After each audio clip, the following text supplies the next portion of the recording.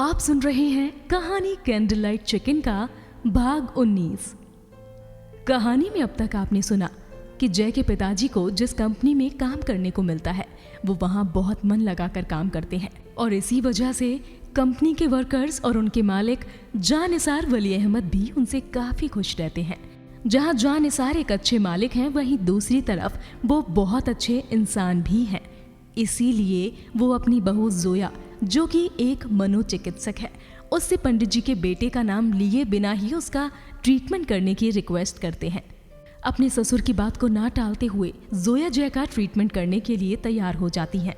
ना तो जोया ये बात जानती है कि वो किसका ट्रीटमेंट करने जा रही है, ना ही पंडित जी इस बात से वाकिफ रहते हैं कि जान निसार वली अहमद जोया के ससुर हैं। क्या होगा जब जोया को पता चलेगा कि वो मानसिक रोगी जिसका इलाज करने के लिए जोया यहाँ आई है कोई और नहीं बल्कि जय है। आइए सुनते हैं कहानी में आगे क्या होता है। जोया के ससुर जोया का परिचय पंडित जी से कराते हैं। चेहरे पर नकाब होने की वजह से पंडित जी जोया को पहचान ही नहीं पाए, लेकिन जोया अब सब कुछ समझ चुकी थी।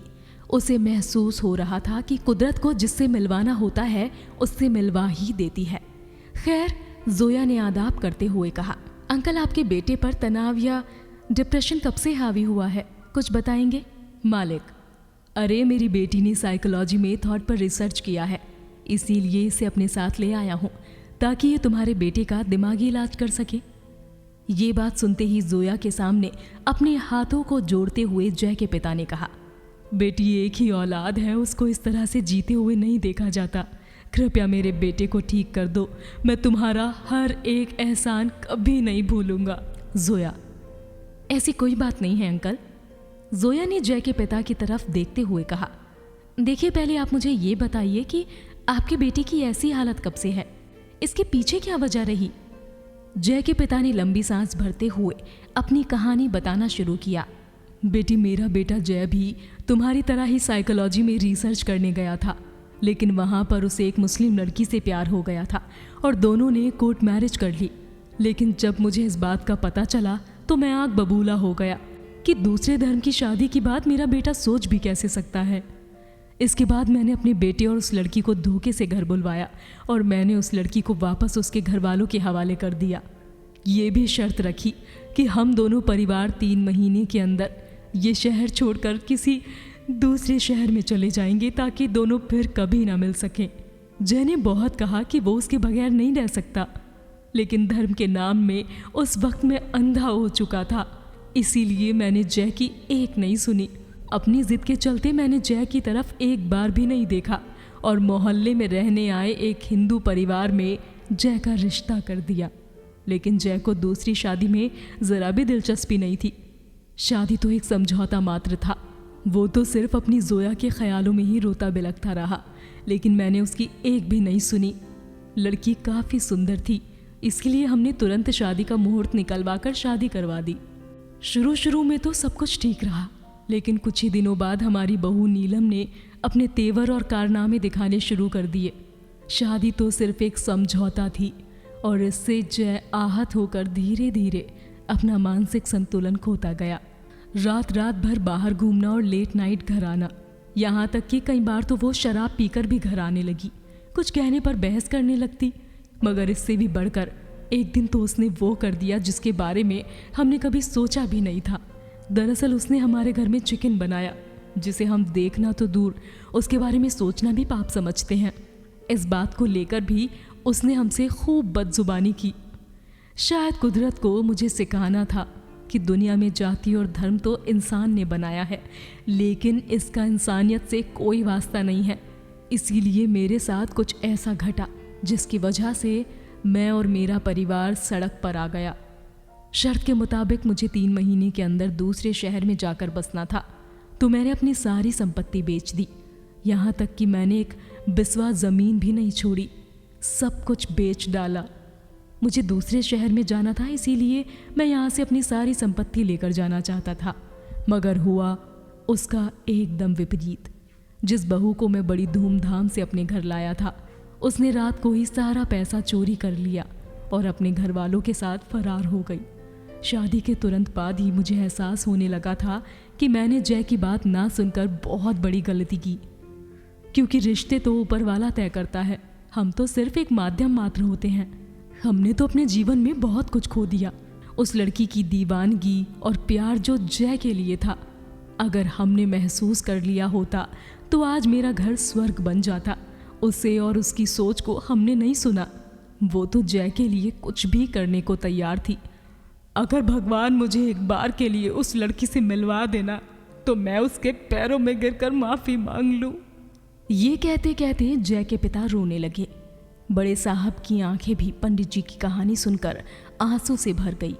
जोया तो खैर सब कुछ समझ ही गई थी कि किस तरह से एक जिद के चलते सामने बैठे शख्स ने अपनी ये गत कर ली, मगर आंखों में उसके भी आंसू आ गए, क्योंकि अब उसे शायद ये लगने लगा कि जय के पिता बदल गए हैं। जोया अभी ये सब सोच ही रही थी कि इस बीच सायरन की आवाज़ उसके कानों में गूंजने लगी। जोया हैरानी से पूछती है, ये कैसी आवाज़ है? बड़े साहब कुछ बोल पाते, इससे पहले ही पंडित जी बोल पड़े। बेटी, जय का दिमाग आज सुबह से ठीक नहीं है, वो तरह तरह की हरकतें कर रहा है। हमने पागल खाने फ़ोन किया तो उन्होंने इलेक्ट्रिक शॉक देने की बात कही और उसके बाद उन्होंने अपनी टीम को भेजने को कहा। लगता है ये वही लोग हैं। ये कहते हुए जय के पिता वहाँ से बाहर की तरफ निकल गए।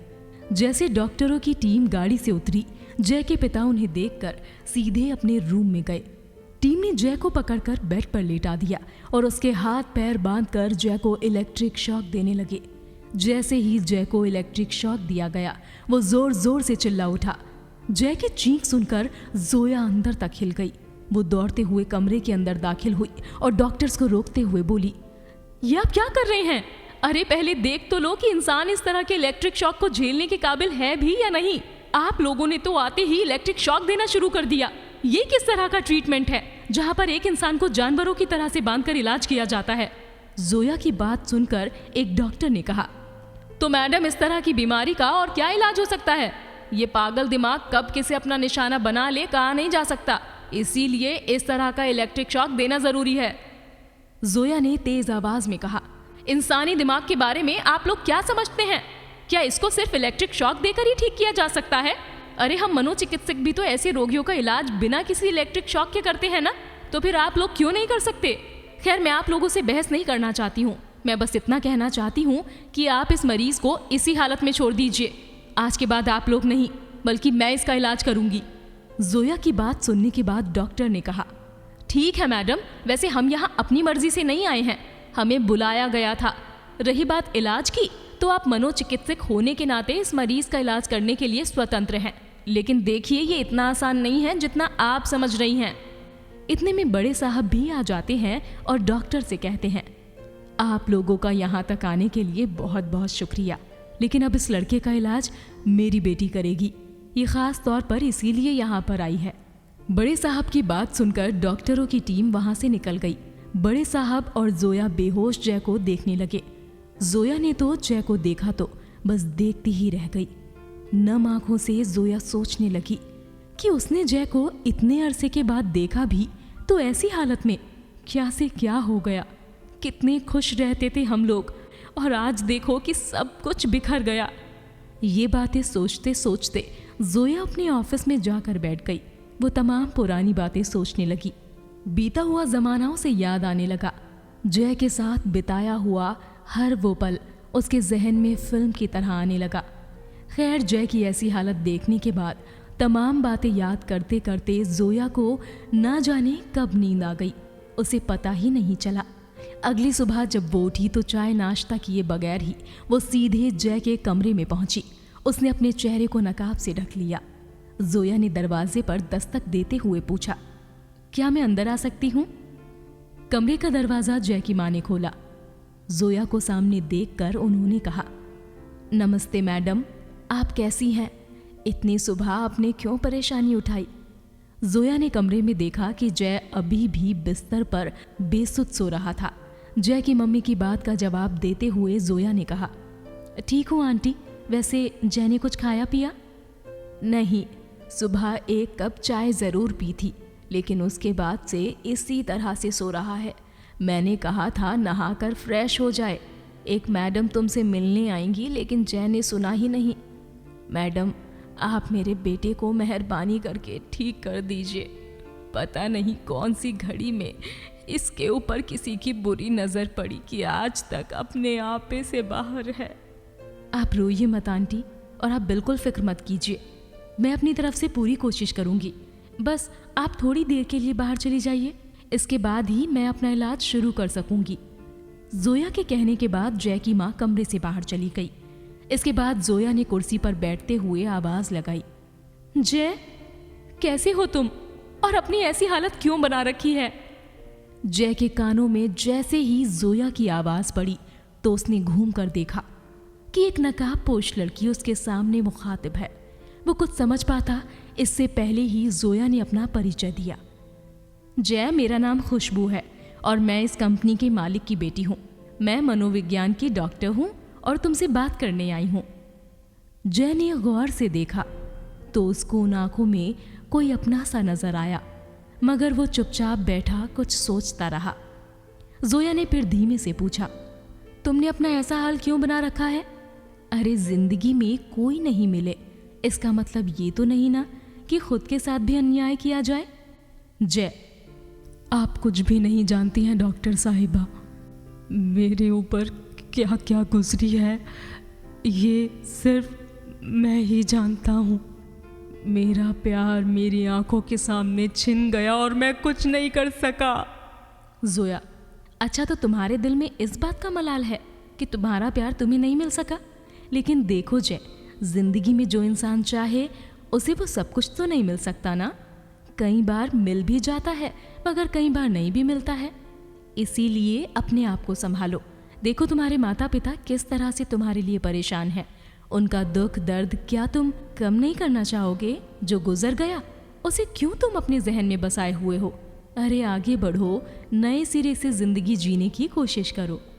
ठीक है खुशबू जी, मैं कोशिश करूंगा कि मैं फिर से अपने आप को पहले की तरह बना लूं, लेकिन ये इतना आसान नहीं है। मुझे इसमें आपकी मदद की ज़रूरत पड़ेगी। क्या आप मेरी मदद करेंगी? जोया, बेशक, मैं तुम्हारी मदद ही तो करने आई हूँ। मैं खुदा से यही दुआ करती हूँ कि तुम जल्दी से ठीक हो जाओ। इसके बाद जोया वहाँ से चली गई। इसके बाद जोया रोज़ जय के साथ समय बिताने लगी। दिन बीतने लगे और जय ठीक होने लगा। एक दिन जब जोया जय के पास बैठी हुई थी तो उसे लगा कि जय सो रहा है, तो वो एक गीत गुनगुनाने लगी। इस गीत को जय और जोया ने मिलकर तैयार किया था। दोनों हमेशा इस गीत को गुनगुनाया करते थे। सब कुछ छोड़ दिया है और क्या क्या छोड़ दूं, दिल की बात तो दिल ही जाने, किसे किसे मैं छोड़ दूं। जैसे ही जोया ने ये गीत गुनगुनाया तो जय उठ गया और गाने को सुनने लगा। गाना सुनने के बाद जोया की तरफ देखते हुए जय ने कहा, मैडम, ये गीत आपने कहाँ से सुना है? ये गीत तो मैं और जोया गाया करते थे, इसे आप कैसे गा सकती हैं? आपने ये गीत कहाँ से सुना है? प्लीज़ मुझे बताइए, कहीं आप ही तो। क्या जय को पता चल जाएगा कि उसकी मनोचिकित्सक, उसकी डॉक्टर, उसकी अपनी जोया है? और कैसे देगी जोया जय के सवालों का जवाब? जानने के लिए सुनिएगा ज़रूर कहानी कैंडल लाइट चिकन का अगला भाग।